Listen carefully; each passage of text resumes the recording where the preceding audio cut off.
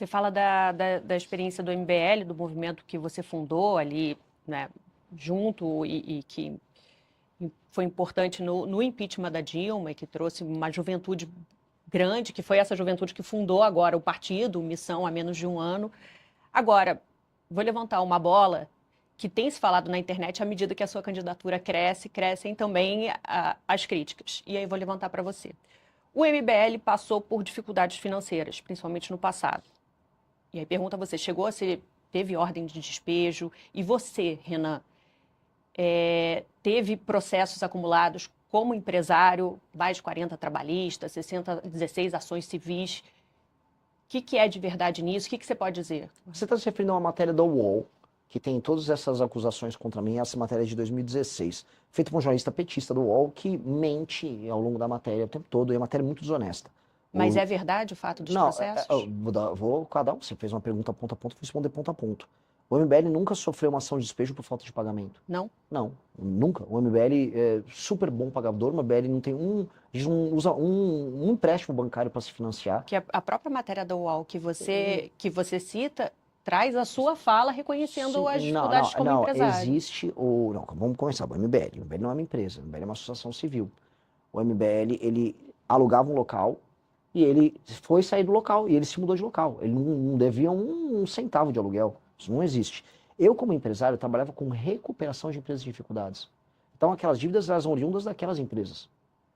E as empresas contavam com bens para pagar os débitos delas. No meu caso, foi uma empresa. E sabe quanto eu tenho, por exemplo, de dívida daquela época? Nada, não tenho nada aqui. Você conseguiu pagar as dívidas que você A tinha? empresa pagou as dívidas, porque as dívidas eram da empresa. Então, na verdade, as dívidas eram de empresas que você representava, é isso? Que eu administrei. Eu me tornei proprietário de uma empresa, que é uma empresa de portas e janelas de aço, e foi ela. Agora, as pessoas vão lá, você pega o jornalista, e ele fala, porque a família do Renan, do não sei o quê. Não, saiba separar. Meu pai trabalhava com outras empresas, eu trabalhei com uma empresa. E essa empresa, eu saí dela. E essa empresa tinha bens que arcavam com os débitos dela, e é uma empresa que já tinha dificuldades. A matéria é tão desonesta, e o jornalismo daquele Vinícius Segal era tão vagabundo, que ele pegou, disse que eu criei dívidas em 1998. Eu tinha 14 anos nessa época. Tá na mesma matéria. Tá até hoje nessa mesma matéria. Então hoje não tem esses processos que você conseguiu zerar. E os trabalhistas, que a gente sabe que é uma dor de muito empresário. Tanto que eu coloco assim, eu não, em nenhum momento eu acharia deselaborador para mim ter qualquer débito em aberto. Se eu for entrar agora para grandes veículos de mídia no Brasil, a maior parte tem de dívida trabalhista e tributária. O maior devedor tributário do Brasil é a Petrobras. Então, dívida todas as empresas grandes no Brasil têm. O pequeno, então, está todo destroçado. Então, não seria nenhum motivo de vergonha e não me desabonaria em nada. Agora, é que só não é verdade, entendeu? São aquelas meias verdades que são utilizadas para atacar. Então, hoje não é verdade? Não. Então, por exemplo, já sei uma matéria uma vez, falou que eu devia 60 milhões de dívidas tributárias. Cara, isso é mentira. Aí, passou uns anos, virou 5. Passou uns anos, virou 3. Passou uns anos, virou 1. Agora, se é uma matéria, acho que foi no Metrópolis, Renan está devendo 40 mil reais. Eu falei, pô, 60 milhões. E nem é verdade dos 40 mil reais. Porque existe um problema, e é um problema que eu vou resolver na presidência da República. Se você tem uma dívida que ou já caducou, ou foi paga, ela demora para sair do sistema da dívida ativa. Aí as pessoas ficam consultando e fica aparecendo um débito que já não deveria estar lá. Aí você tem que entrar com uma ação contra o Estado para obrigar o Estado a retirar seu... Você entrou? Eu entrei, eu falei, tira isso aí, porque não é mentira. Só que não só contra mim, contra qualquer brasileiro. O Estado brasileiro é muito bom na hora de te cobrar e na hora de jogar lama no teu nome. Mas na hora de acelerar o processo para limpar teu nome, ele não é. Não, e é importante isso para esclarecer, porque realmente a falta de experiência em cargo político é algo que vai ser cada vez mais questionado, você já está acostumado a responder. E a partir do momento que você responde, você fala, pô, mas eu fundei um partido, eu sou presidente do partido, que tem outros braços, desdobramentos, até empresariais bem-sucedidos. E aí tem uma outra informação que está cada vez circulando mais, à medida que você vai ganhando projeção de que, peraí, esse bem-sucedido não é tão bem-sucedido assim, é importante te ouvir para esclarecer, para falar, olha, hoje houve, não tem mais, o MBL caminha muito bem, enfim, não teve ordem de despejo, o MBL nunca teve nada disso. Assim, você pode despejar uma pessoa por vários motivos. Por exemplo, você não quer mais continuar com aquele contrato. Sim. Não só por falta de pagamento. Sim. Exato, então foi o caso ali. Foi esse o caso? Foi. Só que aí o jornalista, vou colocar, um jornalista vagabundo, ele bota o que ele quiser na matéria. Volta a colocar, ele falou que eu contraí dívidas com 14 anos, em 1998. Tá nessa matéria. Então, eu só lamento. Agora, do ponto de vista da gestão empresarial, o MBL é o maior caso de sucesso disso. O MBL é falando aqui do outro lado, a gente criou a segunda maior revista de cultura e política do Brasil, que é a Revista Valete. Só perde para Piauí no meio de usuários. A gente tem uma rede social própria, Departamento de Desenvolvimento e Engenharia, rede social própria com milhares de usuários. Nós temos editora de livros, ou seja, nós temos todo um ecossistema. Esses livros estão aqui no fundo, somos nós que produzimos e vendemos. Temos, através do partido, a possibilidade de fazer de maneira autossustentável toda a atividade política dele. Vendemos livro, curso, roupas, bandeira. O partido é o partido que provavelmente, em termos de infoprodutos e produtos, é o que mais fatura no Brasil. Então, em termos de gestão, a nossa experiência é de bastante sucesso. Perfeito. Dito isto, esclarecido, a gente vai passar por um bloco de perguntas dos temas quentes, temas do dia, e um dos temas quentes é um tema, aliás, você está sempre indo nos temas quentes, mas é um tema que se posiciona muito claramente, é a escala 6x1. Fim da escala 6x1. Está avançando, chegou no Senado, a gente tem até agora uma publicação de um grande manifesto reunindo, você viu, entidades empresariais, representam 90% do PIB do país, colocando uma alternativa que é PEC 12 do trabalho flexível, contrária à escala 6x1, ao fim da escala 6x1, à escala 5x2. Como é que é a sua posição? Eu já vi que você se posicionou contrário a isso. Minha posição é que o que o governo fez foi vagabundagem. A palavra é vagabundagem.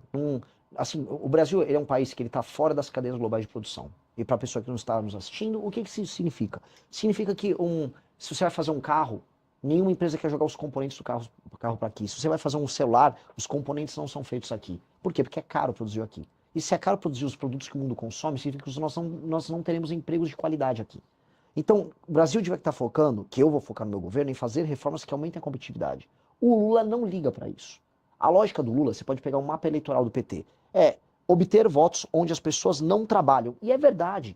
Não estou aqui fazendo uma declaração preconceituosa, nem nada. Onde você tem menos atividade econômica, onde você tem um maior número de pessoas dependendo de auxílios governamentais, a taxa de voto, o percentual de voto no Lula é maior.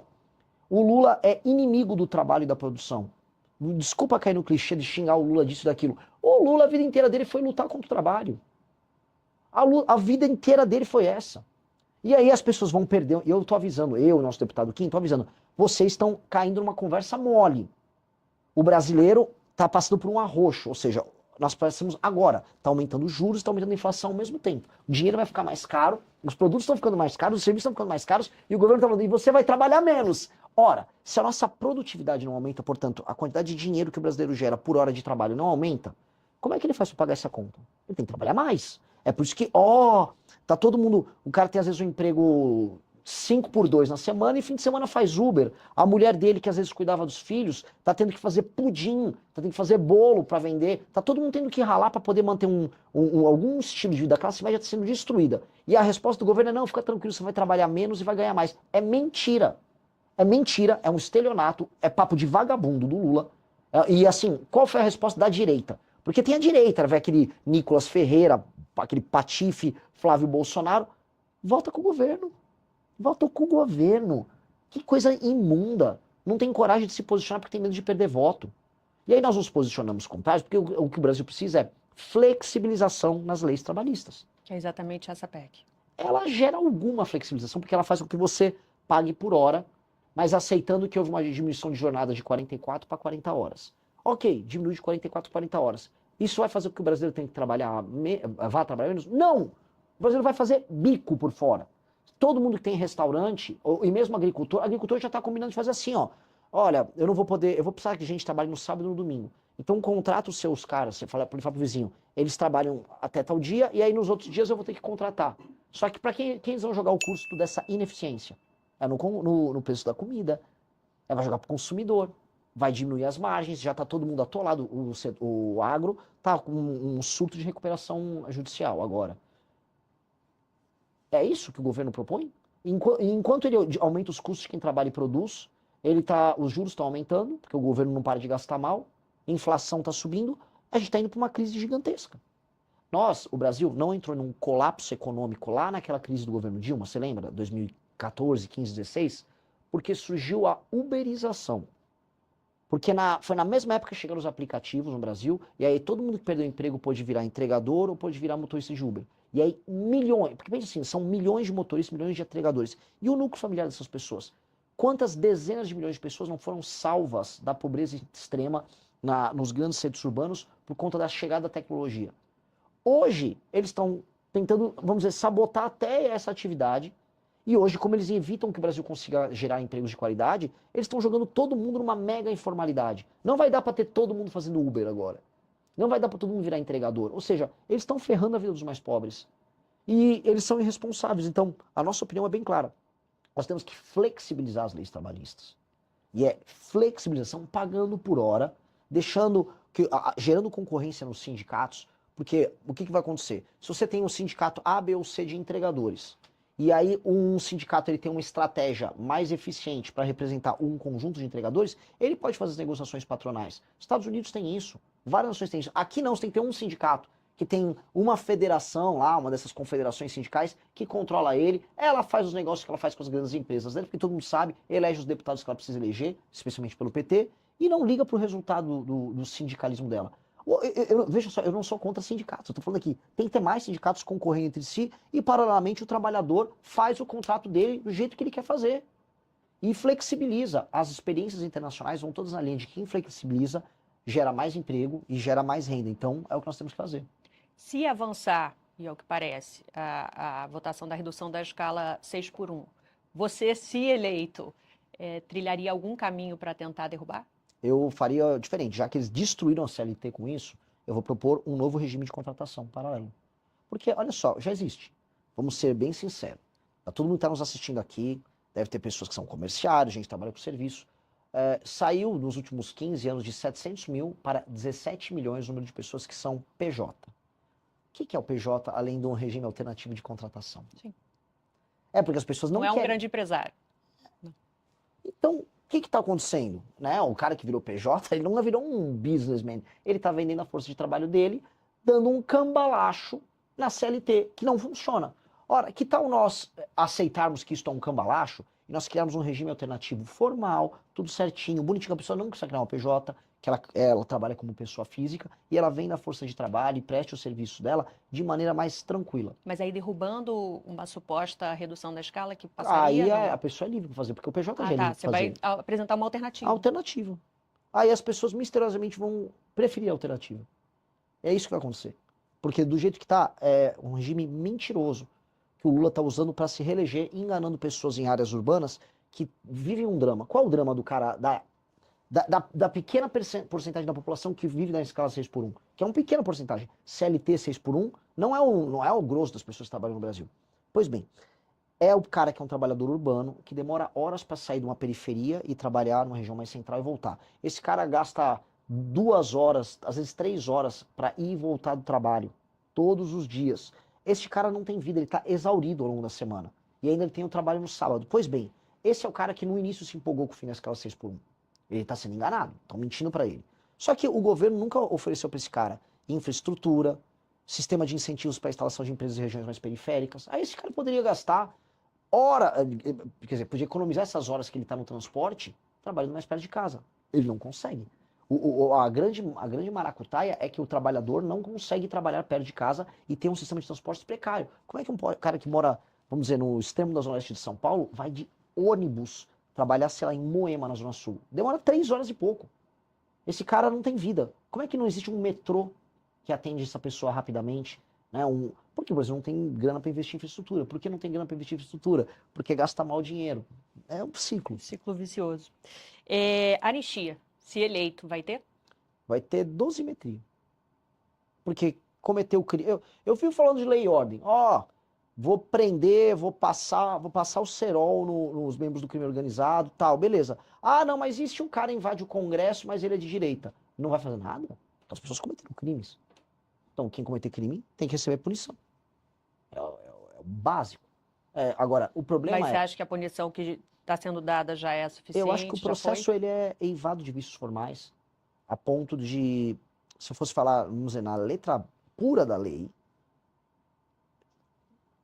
é injusto de cabo a rabo o processo. Os processos são nulos. Imagina você fazer audiências coletivas. Houve audiências coletivas virtuais dos presos do 8 de janeiro. Audiências coletivas. Isso é coisa de regime de exceção. Você faz, a pessoa não tem o inquérito dela individualizado. Não, o Xandão mandou assim, junta todos os advogados aí e vamos fazer um inquérito coletivo. Isso é insanidade. E ele fez. Então, é eivado de nulidades. Ao mesmo tempo, como foi politizado o caso em todos os termos, aquelas pessoas também precisam de uma punição. Então, o Congresso atuar no meio é reconhecer que o sistema de justiça brasileiro fracassou completamente e você vai ter que ter uma resposta política para isso. Por isso que a dosimetria tem uma resposta política.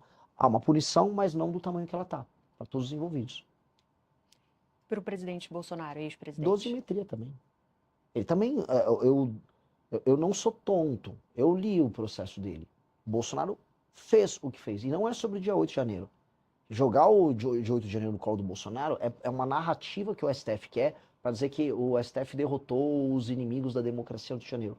8 de janeiro é o menor dos problemas para o Bolsonaro. O problema do Bolsonaro foi o que ele fez antes.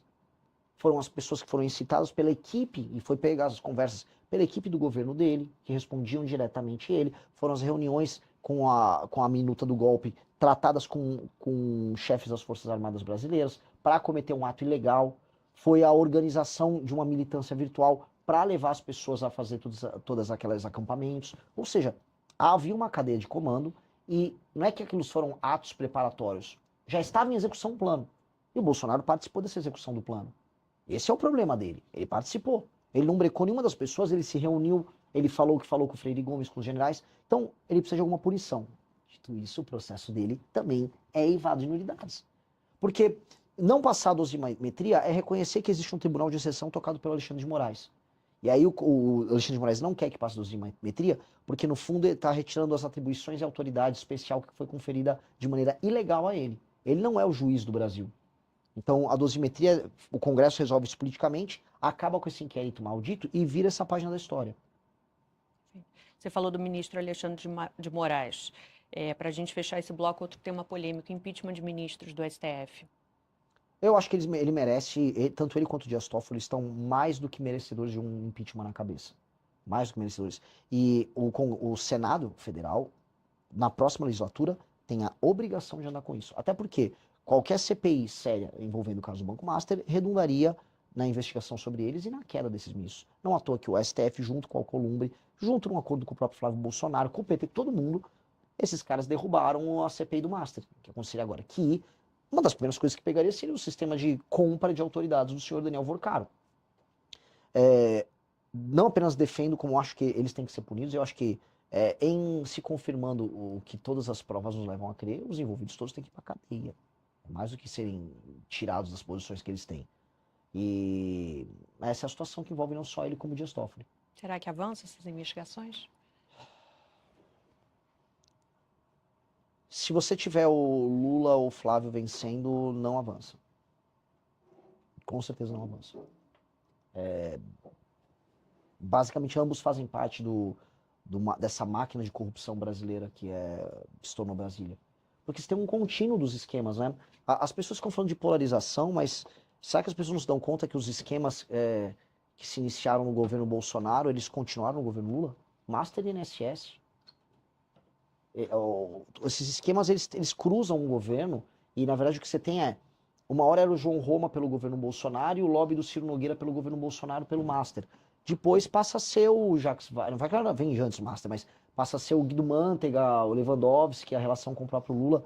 Essas coisas vão flutuando. E se pensar, o Master ele começou com o Jacques Wagner e com o Rui Costa na Bahia em 2018, no Credit Sexta, que é o início do escândalo. Então, esses escândalos, eles envolvem todo mundo ali. E ninguém tem interesse em mexer. Judiciário, liderança do Centrão, petismo, bolsonarismo. Renan tem. Gostou do vídeo? Então não se esqueça de se inscrever e deixar seu like no canal. Te vejo no próximo vídeo.